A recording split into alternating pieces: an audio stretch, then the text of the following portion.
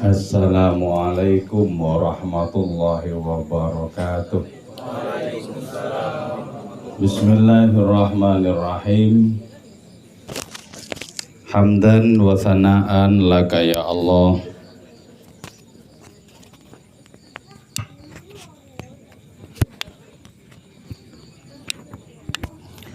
Salatan wa salaman laka ya Habibullah wa ala alika wa ashabika ya khairu khalqillah, amma ba'du. Alhamdulillahi rabbil alamin, kita bisa berjumpa kembali di dalam kajian kitab Burdah setelah sebelumnya kita dihadang oleh PPKM. Sekarang juga sebenarnya masih PPKM, entah sampai kapan. Alhamdulillahirabbil alamin, kita semua sehat walafiat. Dan di zaman dimana banyak sekali orang sakit, adanya sehat itu merupakan karunia yang sangat besar dari Allah Subhanahu wa Ta'ala. Ini bukan karena imunitas kita atau daya tahan tubuh kita kuat dalam tinjauan tasawuf, itu bukan karena itu, tapi murni karena kita dilindungi oleh Allah Ta'ala. Jadi betapa banyak orang yang imunitasnya kuat dan tidak mendapatkan perlindungan, akhirnya ambruk juga.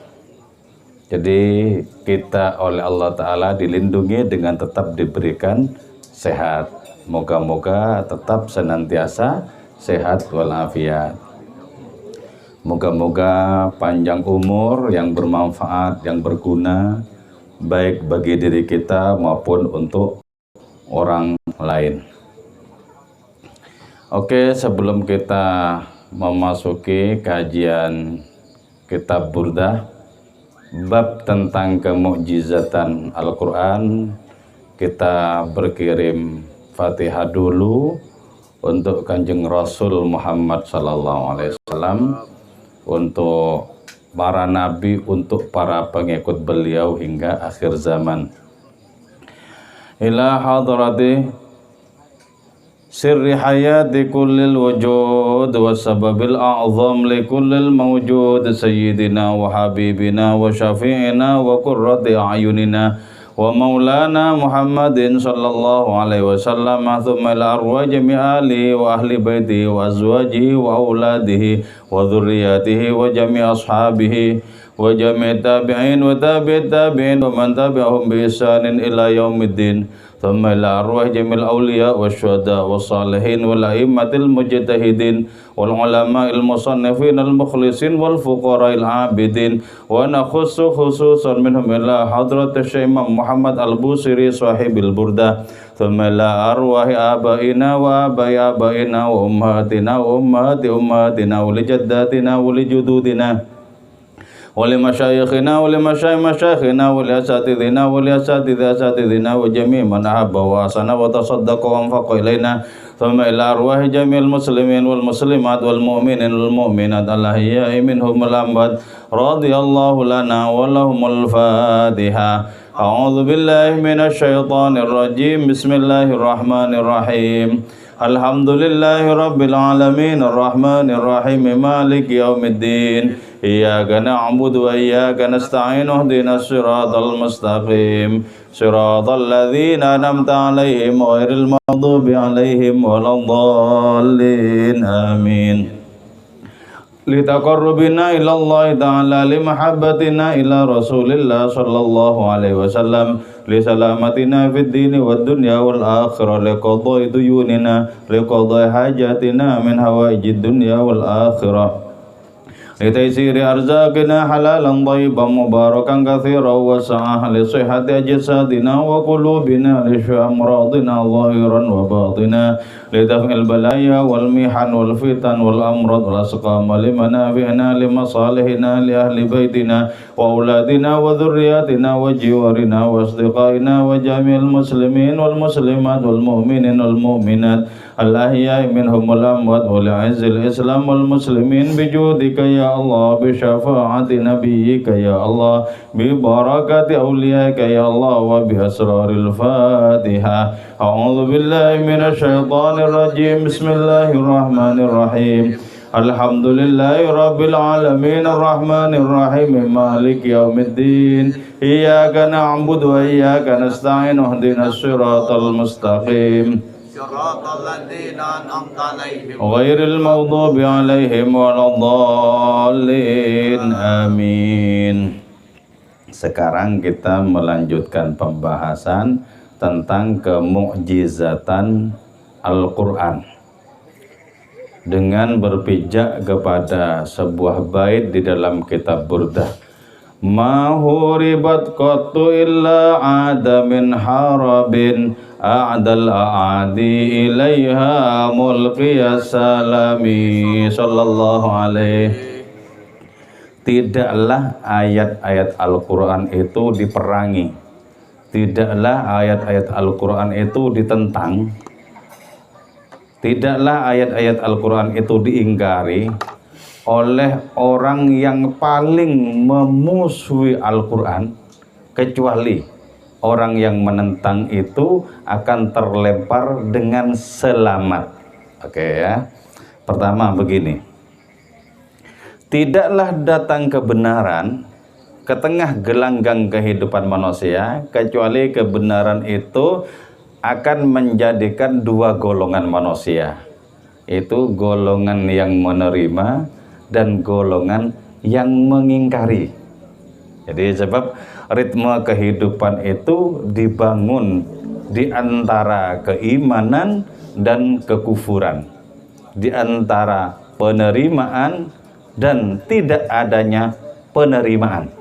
Itu dari zaman dulu itu. Jadi Allah Ta'ala itu menciptakan gelanggang kehidupan ini dengan dua corak seperti itu, yaitu kutub kanan dan kutub kiri, penerimaan dan tidak adanya penerimaan, keimanan dan kekufuran. Itulah sebabnya tidak ada satupun nabi yang diutus ke muka bumi kecuali menciptakan dua golongan itu. Bahkan Al-Quran sendiri itu melahirkan dua golongan.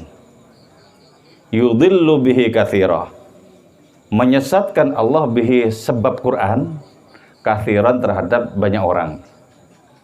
Wa yahdi bihi, dan memberikan petunjuk Allah bihi lantaran Quran, katsira terhadap banyak orang. Jadi melahirkan dua kubu, dan dengan dua kubu itu kehidupan bisa berjalan. Sebab kalau cuma satu itu berarti kan homogen, berarti kan seragam. Dan kalau seragam kehidupan itu nggak seru, nggak seru. Jadi Allah Ta'ala itu pengennya yang seru-seru. Untuk apa Allah pengen yang seru-seru? Agar terbukti bahwa Allah bisa mengatasi segala yang paling seru sekalipun. Itulah sebabnya Allah menyebut dirinya sebagai ahkamul hakimin, hakim paling hakim, gitu loh. Pemutus paling pemutus seluruh perkara. Jadi karena itu kita sesungguhnya bisa mentransendensikan pemikiran kita melalui pemahaman terhadap adanya dua kubu itu sebenarnya. Terhadap adanya dua kubu itu. Tapi begini ya, para nabi itu kan orang-orang paling makrifat ya, paling mengerti tentang skenario Allah Ta'ala menciptakan gelanggang kehidupan, paling mengerti. Tapi betapa emosi mereka itu betul-betul total ketika melakukan keberpihakan kepada kutub keimanan itu loh. Padahal kan sebenarnya kan tahu, ini sebenarnya dibalik adanya gelombang pengingkaran, ini adalah Allah Ta'ala, kehendaknya juga. Tapi walaupun kalkulasi akal kita bahwa mereka paling ma'rifat, paling paham, tetap mereka itu paling berpihak kepada kubu kebenaran, paling berpihak. Sehingga digambarkan bahwa Nabi itu ya, Nabi Muhammad SAW, kalau bab dirinya yang disakiti, in udhiya ya'fu wa la yu'aqib. Kalau beliau itu disakiti, memaafkan, tidak membalas. Adalah. Tapi ketika berkaitan dengan panji agama, syiar agama, beliau menjadi paling tegas. Paling tegas. Misalnya kan begini ya, kita bisa membayangkan misalnya, karena beliau itu adalah orang yang paling ma'rifat, kok tidak mengambil jalan santai? Oh, aku sudah tahu kok, di balik ini sesungguhnya kehendak Allah. Ini peperangan di antara kehendaknya, kan gitu ya. Tapi tidak, tetap semangat di dalam kubu kebenaran itu.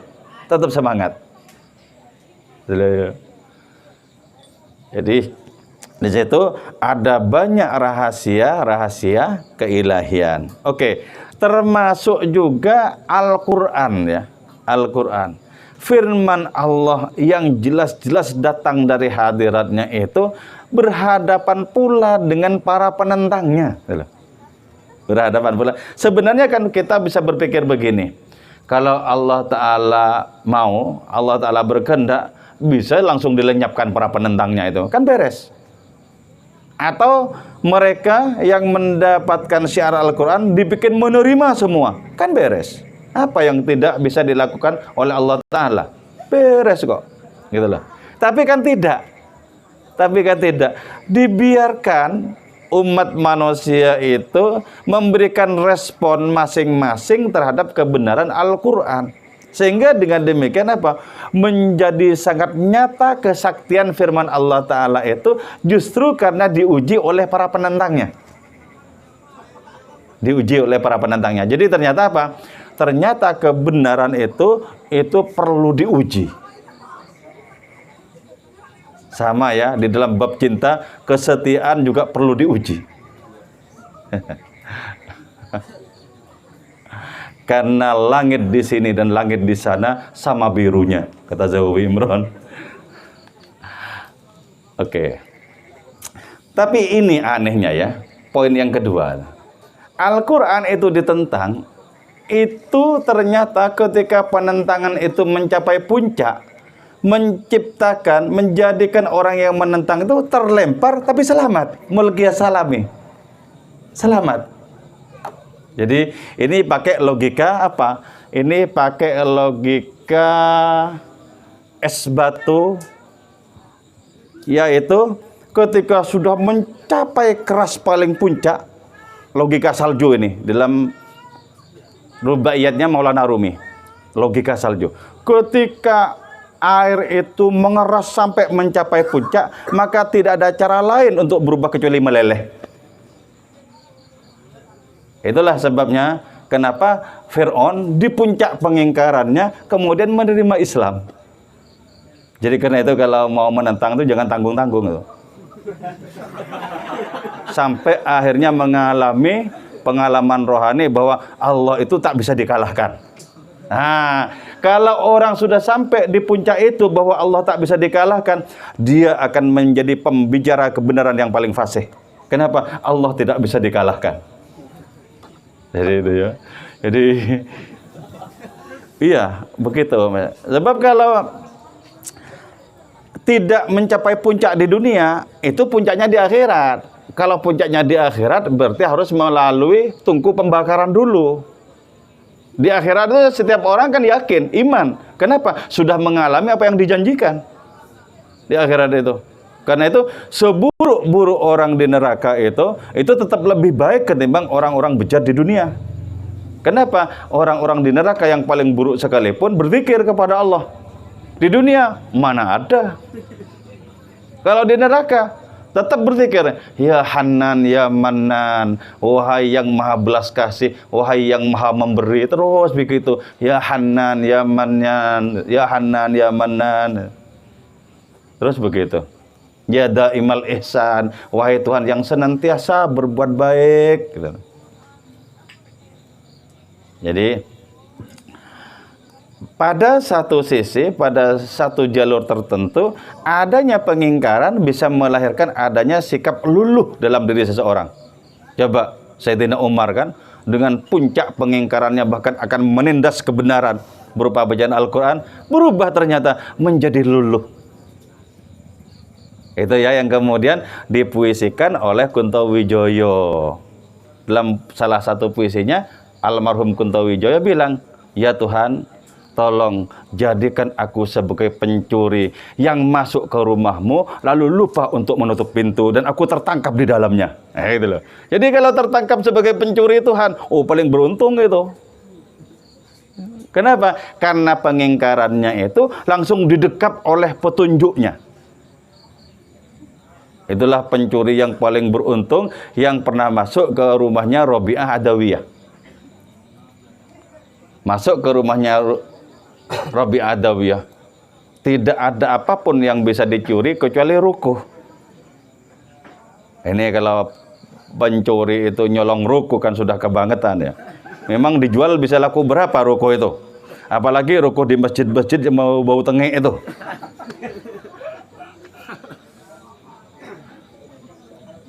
Nah, yang bisa dicuri cuma rukuh. Nah, setiap kali pencuri itu mau keluar dari rumah Robi Adawiyah, pintunya tertutup. Tapi ketika kembali lagi, meletakkan rukuh di tempatnya semula, terbuka pintunya. Diangkat lagi rukuhnya, dibawa lagi, tertutup lagi pintunya. Sampai akhirnya mendengarkan suara. Jangan kau kira rumah kekasihku itu tidak dijaga. Rumah kekasihku senantiasa aku jaga. Karena itu tidak mungkin engkau selamat wahai pencuri kecuali engkau mengikuti agamanya Robi'ah. Jadi selamat. Itu pencuri paling beruntung. Jadi kalau jadi pencuri yang kira-kira beruntung, jangan yang kira-kira digebuki orang. Yang kira-kira beruntung.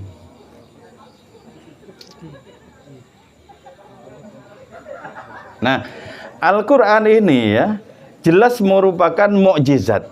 Ada 3 unsur kemukjizatan itu ya.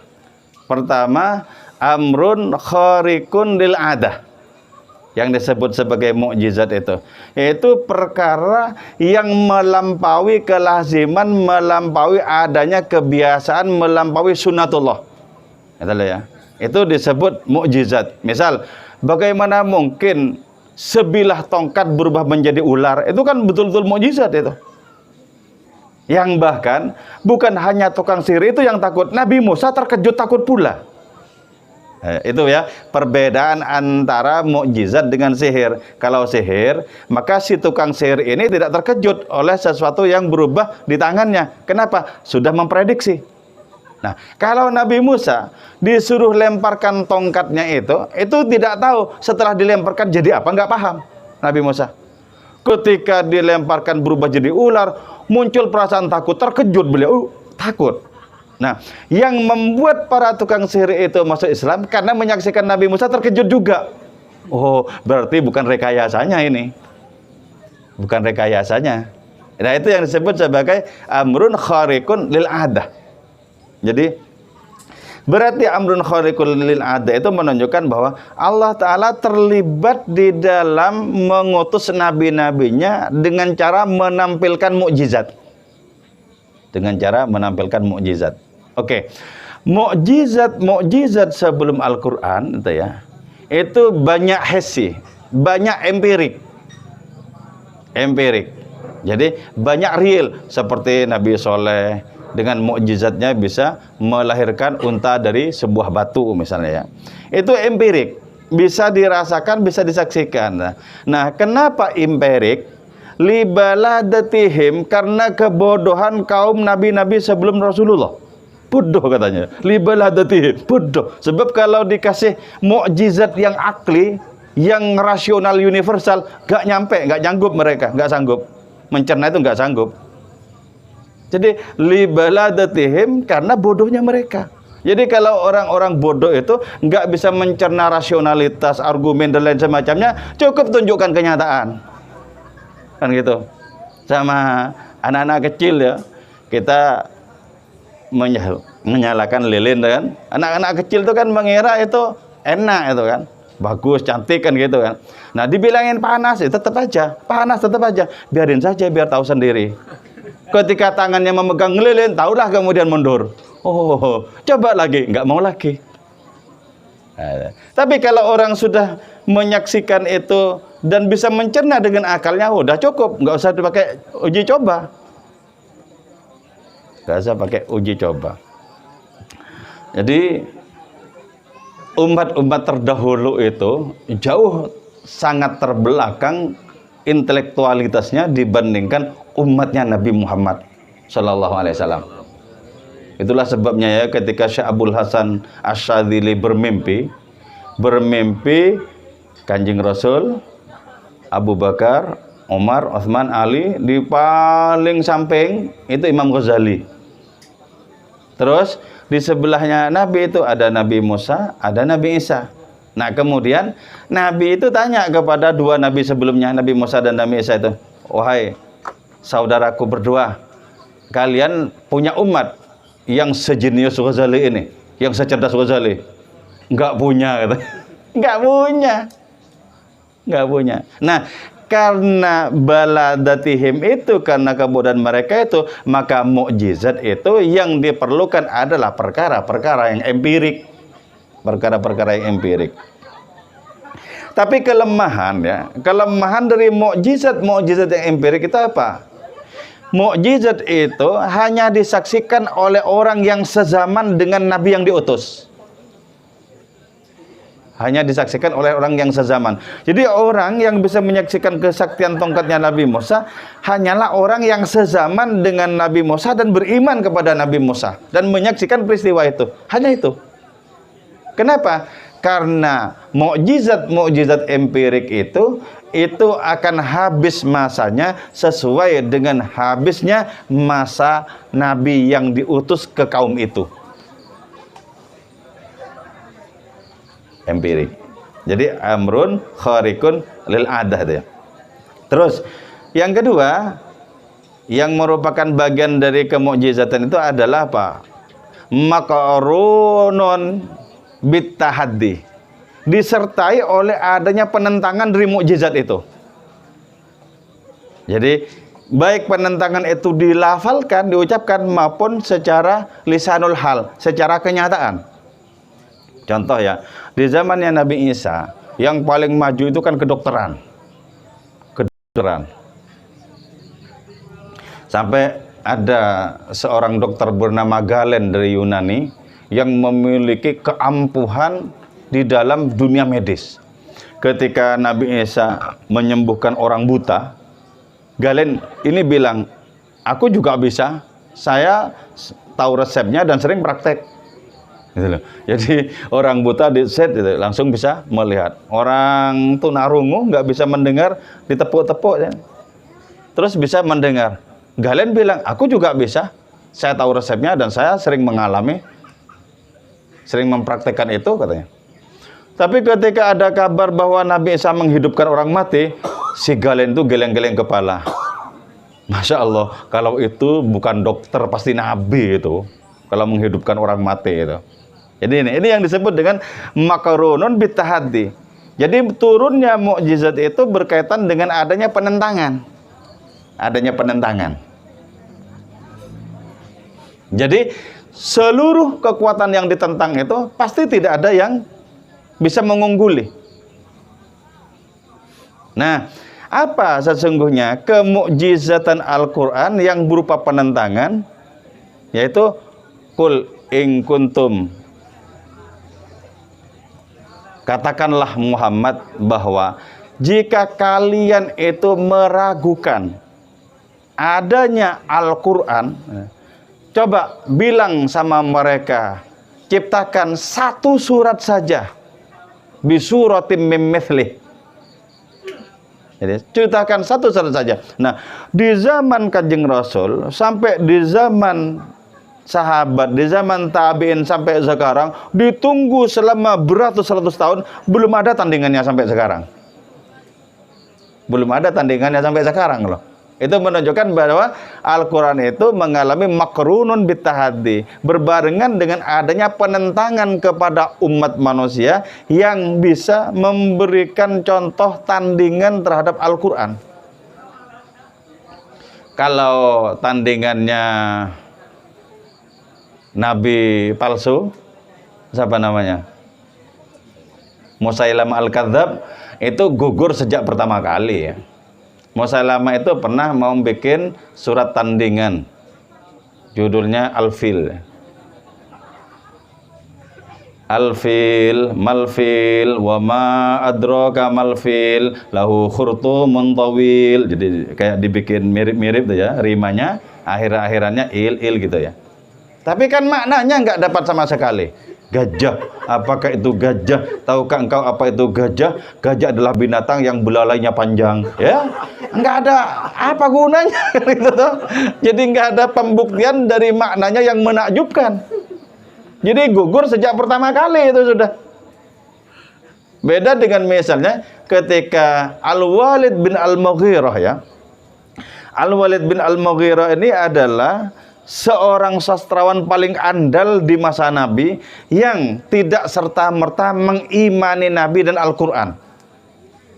Al-Walid bin Al-Mughirah ini. Nah, satu saat Al-Walid bin Al-Mughirah ini datang kepada Nabi untuk menentang Al-Quran, karena beliau merasa sebagai sastrawan paling andal, penyair paling beken. Datang kepada Nabi, coba Muhammad, bacakan firman Allah yang diturunkan kepadamu. Beliau kemudian membaca salah satu ayat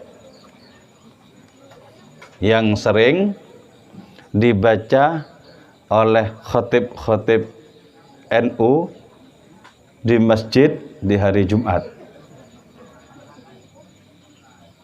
Apa? Saya kok masih lupa ya. Oh, innallaha ya'muru bil adli wal ihsan wa ita'i dzil qurba. Itu ya. Baca satu ayat itu saja, langsung geleng-beleng itu Al-Walid bin Al-Mughirah.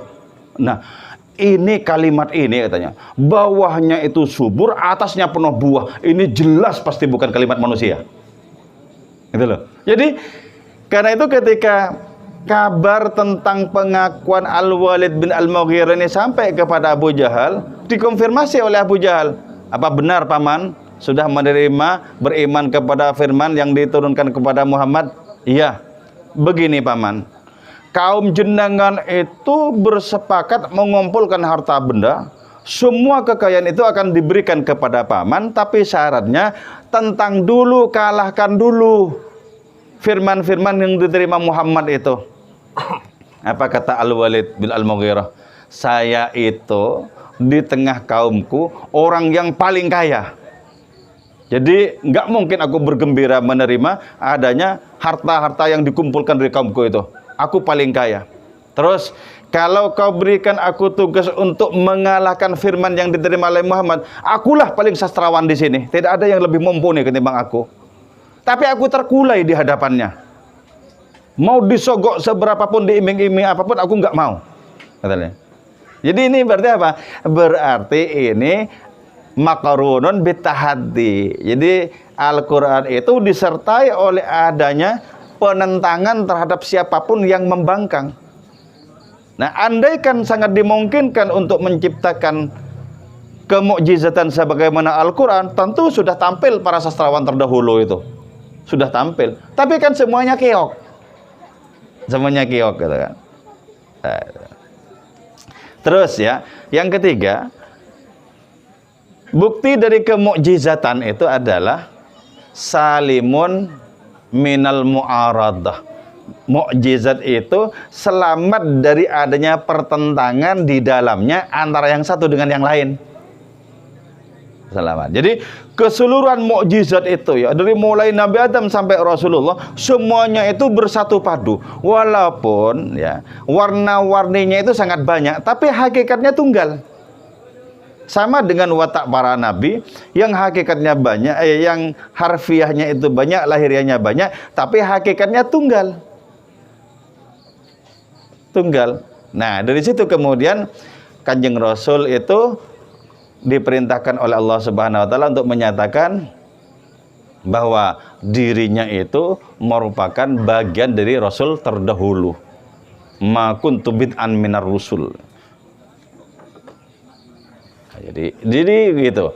Jadi walaupun sesungguhnya Allah Subhanahu wa taala itu bisa dengan sekejap mata ya, menghilangkan, melenyapkan adanya penentangan, tapi dibiarkan. Nah, itu sesungguhnya apa maksudnya? Agar kita semakin meyakini kemahaan Allah Subhanahu wa taala itu. Karena itu ya, ada orang-orang yang menyangkal tentang Al-Qur'an begini cara menyangkalnya. Itu kalau Al-Quran sampai sekarang tidak bisa dilawan dengan karya-karya tandingan, pasti karena watak orang-orang itu dikerdilkan dulu oleh Allah Ta'ala. Dikerdilkan dulu katanya. Nah, sehingga andaikan tidak dikerdilkan dulu, tentu saja bisa melawan. Nah, tidak sebenarnya. Tidak perkara dikerdilkan lebih dahulu. Memang watak-watak manusia itu, rasionalitas mereka itu, kecerdasan mereka itu memang ada batasnya. Sementara Allah Ta'ala itu dengan kecerdasan yang tidak ada batasnya melontarkan adanya firman yang tanpa huruf, tanpa suara itu. Jadi bagaimana mungkin yang masih terbatas itu bisa melawan yang tak terbatas? Itu sama sekali tidak mungkin itu. Tidak mungkin. Nah, paham tentang ini kita, maka ini merupakan jalan yang lempang bagi diri kita untuk semakin berakrab ria dengan Allah Ta'ala melalui ayat-ayatnya ini. Sampai Nabi Muhammad SAW itu bersabda, siapa orang ingin berbincang-bincang dengan Allah, maka bacalah Al-Quran. Karena itu seorang cucu Kanjeng Rasul yaitu Syekh Ja'far As-Shadiq enggak kuat menahan adanya guncangan rohani dalam batinnya. Ketika sholat baca Fatihah, Bismillahirrahmanirrahim, Alhamdulillahi Rabbil Alamin, Ar-Rahmanirrahim, Maliki Yaumiddin, Iyyaka na'budu wa iyyaka nasta'in. Nyampe Iyyaka na'budu wa iyyaka nasta'in ini diulang-ulang, pingsan beliau. Kenapa kok pingsan? Ketika siuman itu ditanya, kenapa kok pingsan tadi itu? Ketika saya mengulang-ulang iyyaka na'budu wa iyyaka nasta'in, lama-lama kok langsung saya mendengar dari Allah ya. Pertama-tama saya mendengar dari lisanku sendiri.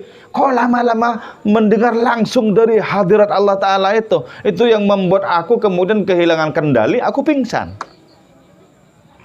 Ya. Serupa Nabi Musa yang pingsan di kaki Bukit Tursina ketika berjumpa dengan Allah Ta'ala. Pingsan. Falamma tajalla rabbuhu lil jabali ja'alahu dakkan wa kharra Musa sa'iqa. Pingsan ketika Allah Ta'ala bertajalli di gunung itu. Nabi Musa kemudian pingsan, gunungnya berkeping-keping berantakan. Sebuah jalan ya, sebuah jalan rohani. Jadi kita yang hidup di zaman yang jauh dari Kanjeng Rasul tetap bisa menikmati mukjizatnya, karena mukjizatnya itu berlaku sepanjang masa. Inilah mukjizat terbesar yang diberikan oleh Allah Ta'ala kepada umat manusia. Oke, saya kira itu.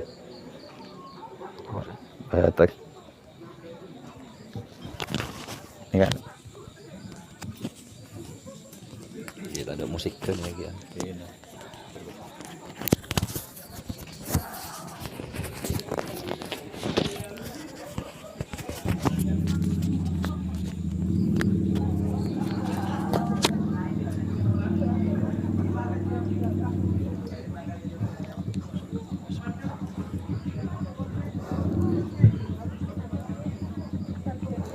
Assalamualaikum warahmatullahi wabarakatuh. Innal hamdalillah nahmaduhu wa nasta'inuhu wa nastaghfiruh wa na'udzu billahi min shururi anfusina wa min sayyiati a'malina. may yahdihillahu fala mudilla lahu wa may yudlil fala hadiya lahu. Asyhadu an la ilaha illallah wa asyhadu anna Muhammadan abduhu wa rasuluh la nabiyya ba'da. Allahumma sholli wa sallim wa barik ala sayyidina maulana Muhammad wa ala alihi wa sahbihi wa ummatihi wa man tabi'ahu bi ihsan ila yaumiddin. Assalatu wassalamu alayka ya nabiyallah, assalatu wassalamu alayka ya rasulullah, assalatu wassalamu alayka ya habiballah, assalatu wassalamu alayka ya safiyallah, assalatu wassalamu alayka ya sahibas syafa'ah. Amma ba'du. Syukur alhamdulillah teman-teman, malam hari ini kita bisa kembali kumpul melanjutkan ngaji burdah kita bersama Kak Kus. Semoga rahmat berkah Allah dilimpahkan kepada kita semua. Semoga kita semua, keluarga kita semua, saudara kita dan orang-orang lain semuanya diberi kesehatan dan pemeliharaan oleh Allah Ta'ala. Amin ya Rabbal Alamin. Salawat dan salam mari kita hadiahkan kepada kekasih hati kita, baginda Rasulullah Muhammad SAW dan keluarganya, para sahabatnya dan umatnya semua. Yang saya hormati Kak Kuswaidi Syafi'i dan yang saya hormati, yang saya cintai teman-teman sekalian. Teman-teman sekalian, terkait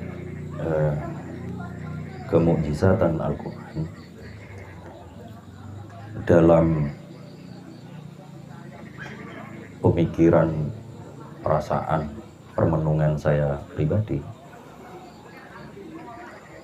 kemukjizatannya itu juga terkandung di dalam makna-makna yang ada atau disematkan oleh Allah Ta'ala di dalam Al-Quran.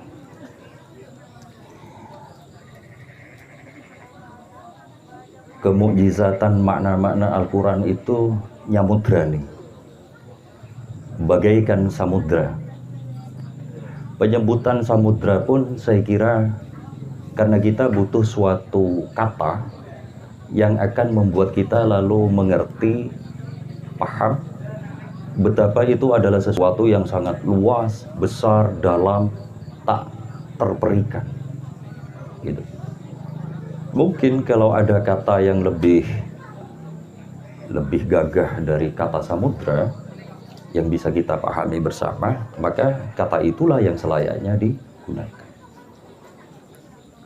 Apa yang saya maksud dengan makna-makna Al-Quran yang nyamudrani, sehingga tidak ada ungkapan yang pas kecuali untuk menyebut itu sebagai mukjizat atau bagian dari mukjizat yang diletakkan oleh Allah Ta'ala di dalam Al-Quran itu, ialah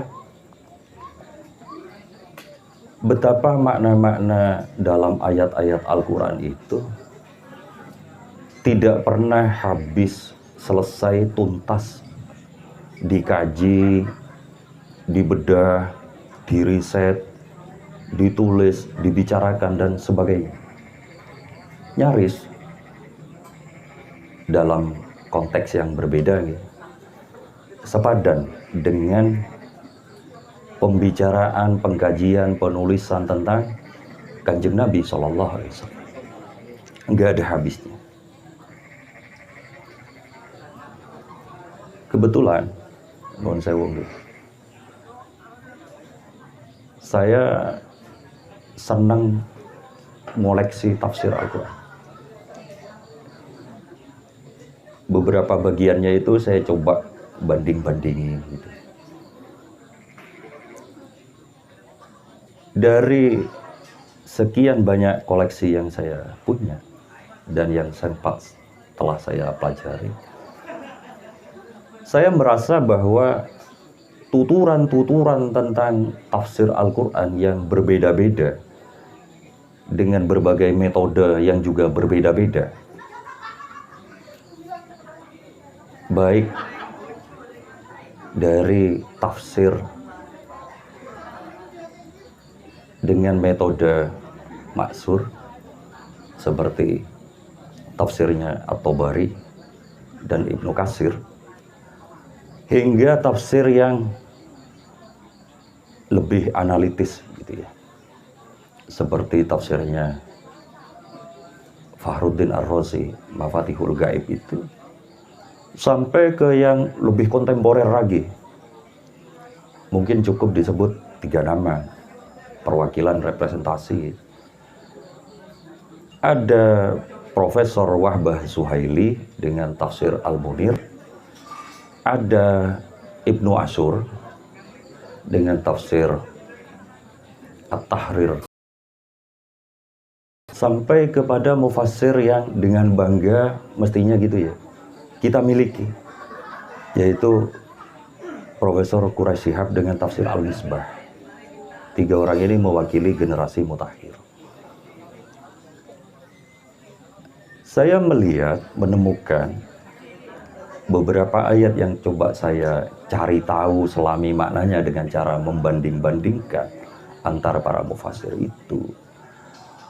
Antar mereka itu terdapat begitu banyak perbedaan, bahkan sangat filosofis dan substantif, yang itu hanya mungkin dilakukan oleh orang yang intelektualitasnya itu dahsyat luar biasa. Misal gitu, ketika Ibnu Asyur menafsirkan ujung Al-Fatihah itu, Siratal ladzina an'amta alaihim,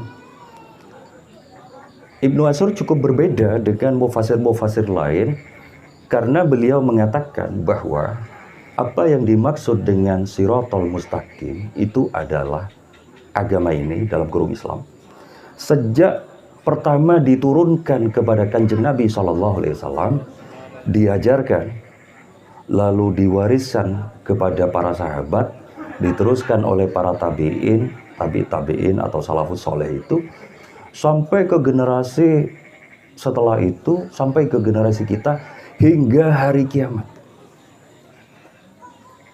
Begitu menurut Ibnu Asyur.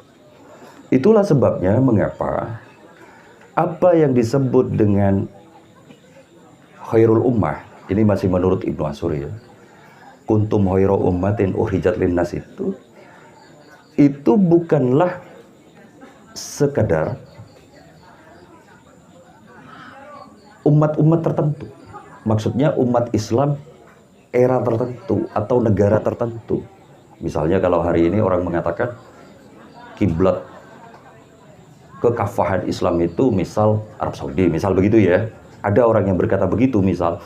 Bagi Ibnu Asyur bukan hanya itu, tetapi adalah seluruh hasanah kebudayaan umat Islam dimanapun itu berada, sepanjang tidak bertentangan dengan syariat Islam dan membawa maslahat bagi kelompoknya.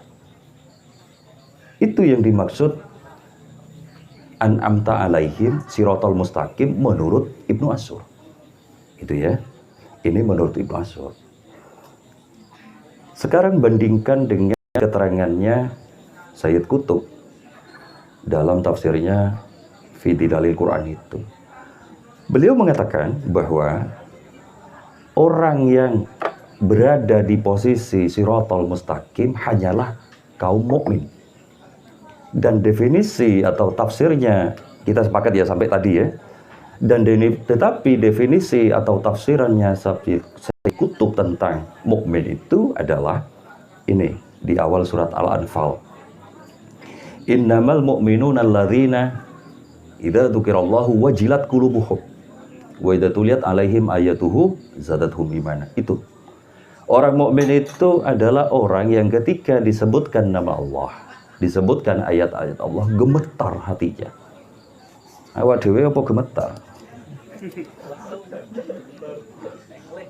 Allahu Akbar, adzan gitu. Asik. AGM satu lagi. Kita kan begitu. Kalau mengikuti pengertian dari Sayyid Qutb, ya tereliminasi awak dhewe. Gitu kan? Begitu menurut Sayyid Qutb. Tapi tentu ada konteks ya kenapa Sayyid Qutb begitu. Yang menarik, ini saya kasih satu pembanding. Pandangan Prof. Quraish Shihab tentang mukmin. Nanti kaitannya dengan Siratal Mustaqim. Menurut Prof. Quraish Shihab, Mukmin itu bukanlah semata golongan yang dimaksud oleh Sayyid Qutb. Bahwa itu benar, iya. Bahwa itu derajat yang unggul, iya. Tetapi orang yang sesekali hatinya bergetar kepada nama Allah, itu bagian mukmin. Orang yang juga jauh dari jalan syariat, lalu memiliki getaran kesadaran, ingin bertobat, itu bagian dari mukmin. Alhamdulillah tuh ada Prof. Quraisy Shihab. Kita tertolong oleh beliau. Jangan kutune Fatihai beliau lah. Kita punya harapan. Begitu menurut Prof. Quraisy Shihab. Itulah sebabnya maka golongan yang satu, golongan orang yang gemetar ketika disebut asma Allah, golongan yang kolo-kolo gemetar kolo boten, dan golongan yang gemetar pas kepepet, ngoten niku. Ini adalah semuanya golongan mukmin yang berada di dalam lajur besar Shiratal Mustaqim. Itulah sebabnya menurut Prof. Quraisy Shihab, Shiratal Mustaqim itu bagaikan jalan tol yang lajur-lajurnya sangat banyak dan luas. Sehingga siapapun yang berada di dalam jalan tol itu, dia akan sampai kepada tujuan. Walaupun jalannya ada di 1, 2, 3, 4, 5 dan sebagainya. Begitu menurut Prof. Quraisy. Oke ya teman-teman, sampai di sini teranglah bahwa di tangan para intelektual pun itu pemaknaan Al-Qur'annya itu dahsyat luar biasa gitu ya. Itu menurut keterangan para mufassir yang sudah sangat otoritatif begitu. Oke, saya pengen nambahkan begini. Kadangkala ketika saya sedang larut dalam perbandingan-perbandingan seperti itu, saya penasaran dengan suatu keterangan-keterangan yang menurut saya ini menarik untuk diselami lebih jauh. Misal, di dalam Al-Misbah itu, ketika Prof. Quraisy Shihab memberikan tafsir tentang surat Fatihah yang Alhamdulillahirabbil alamin, itu lembarannya banyak banget ya. Nek cito ora tahan maca nek jelas. Ada istilah beliau, ya tentu ini bukan beliau ya karena ini dari kaidah bahasa Arab, tapi istilah yang dipakai beliau yang membuat saya penasaran. Beliau menyebut bahwa setiap susunan kata bahasa Arab yang ganda, entah itu frase, kata atau kalimat, itu pastilah memiliki makna-makna khusus yang tidak sesederhana permukaan. Contohnya adalah Rabbul Alamin. Gitu ya. Kita secara umum akan mengatakan apa sih arti Rabbul Alamin? Jelas. Tuhan seru sekalian alam, kan begitu ya. Pakai seru lah, kan umumnya gitu. Tuhan seru sekalian alam. Gitu ya. Apakah itu salah? Tidak, tetapi itu sederhana. Ketika dikaji dengan apa yang disebut Prof. Quraisy Shihab sebagai ibaratun mustarokah, kata, kalimat, frase ganda, ya, itu ternyata lalu melahirkan makna-makna yang begitu mendalam, jauh, dan tak terbayangkan. Kata Rabbun itu, ini saya nukil Prof. Quraisy ya, jadi saya ada catatan kakinya nih. Kata Rabbun itu berakar kata yang sama dengan tarbiyah. Ya. Kata itu asal maknanya itu adalah pemeliharaan dan pendidikan. Pengajaran, pendidikan, pemeliharaan gitu ya. Itu artinya Rabbul Alamin tidak cukup dengan sekedar Allah itu adalah Tuhan pemilik alam raya ini. Tetapi bahkan Tuhan ini, Allah Subhanahu wa taala itu adalah Tuhan yang juga menuntun manusia melalui pemeliharaan di satu sisi dan pengajaran di sisi lain supaya menuju kepada zat Allah itu dalam bentuk agama ini yang disebut dengan fitrah. Begitu. Kula baleni nggih. Kata Rabbun di situ adalah pemeliharaan pengajaran, pembimbingan dari Allah Ta'ala kepada seluruh makhluknya termasuk manusia untuk berada di jalan yang lurus menuju fitrahnya. Apa fitrahnya? Disebutkan di Al-Quran. Fa'akim wajhaka fid-dini hanifah. Hendaklah engkau tundukkan wajahmu kepada agama ini dengan lurus. Fitratallahi allati fatarun nasa 'alaiha. Itulah fitrah Allah yang ditetapkan kepada manusia di dalamnya. La tabdila li khalqillahi, tidak ada perubahan pada fitrah Allah. Dzalikat dinul qayyimu, itulah agama yang lurus, dan seterusnya. Itu artinya kalau mengikuti uraian tentang ibarah mustarokah tadi itu tentang kata Rabbul Alamin, Allah itu sangatlah menghendaki manusia ini ya untuk terpelihara, terdidik menuju kepada jalannya yang lurus hanifan musliman itu. Allah sangat menginginkan itu. Maka menjadi masuk akal ketika Allah lalu meletakkan seluruh piranti yang mendukung terhadap pemeliharaan dan pengajaran itu. Semuanya diberikan. Contoh, tajalliyat, bukti-bukti kemahakuasaan Gusti Allah kan diberikan.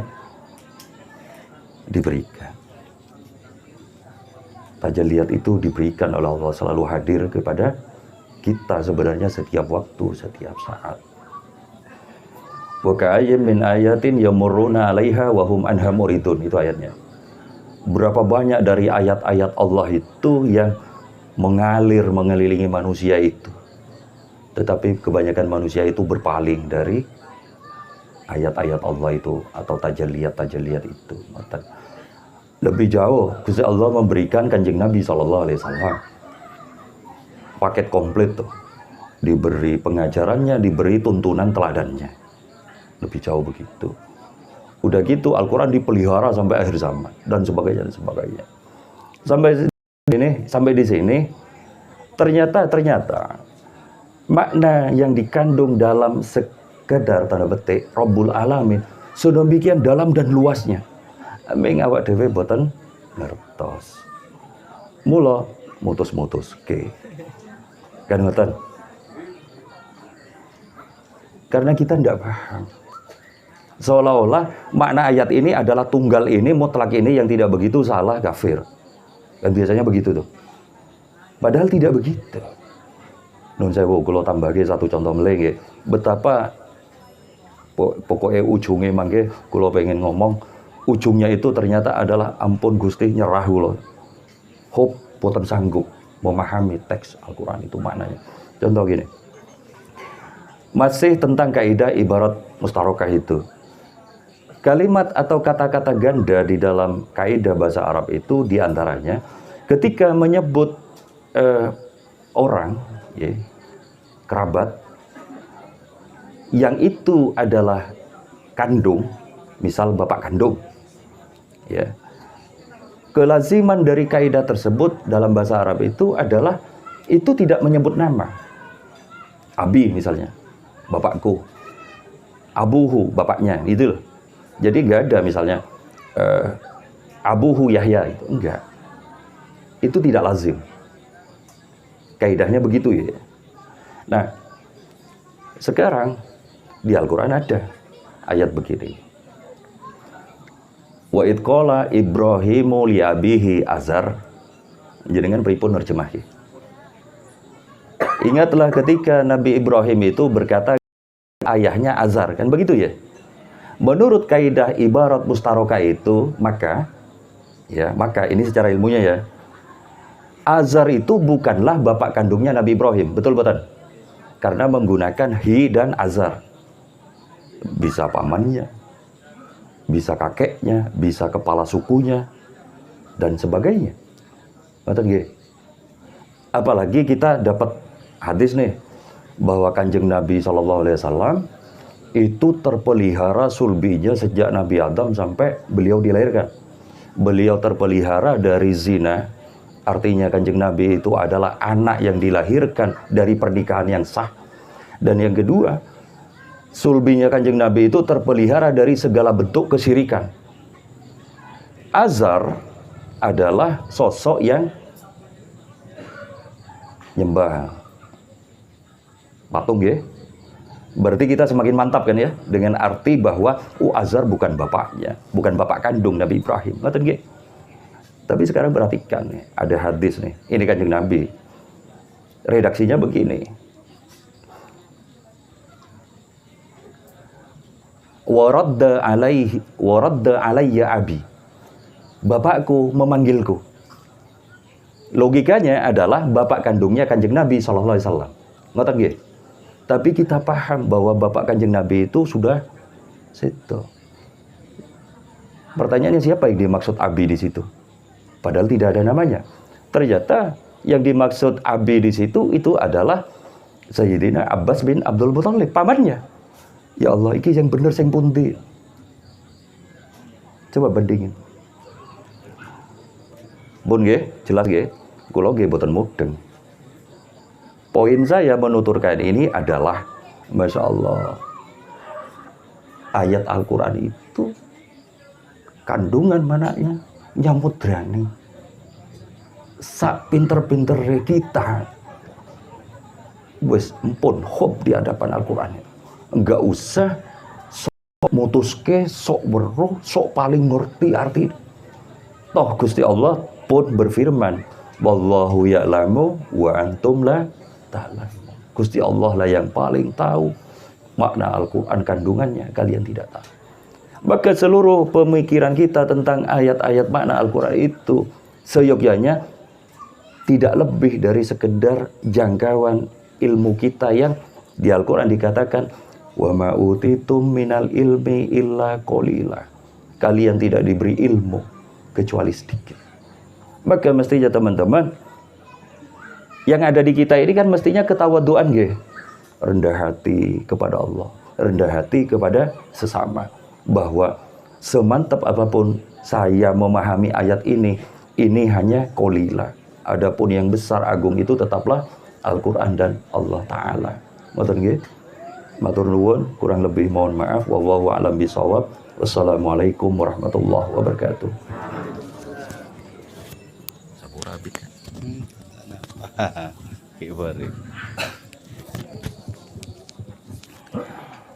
Alhamdulillahirabbil alamin. Sekarang waktunya kita merasakan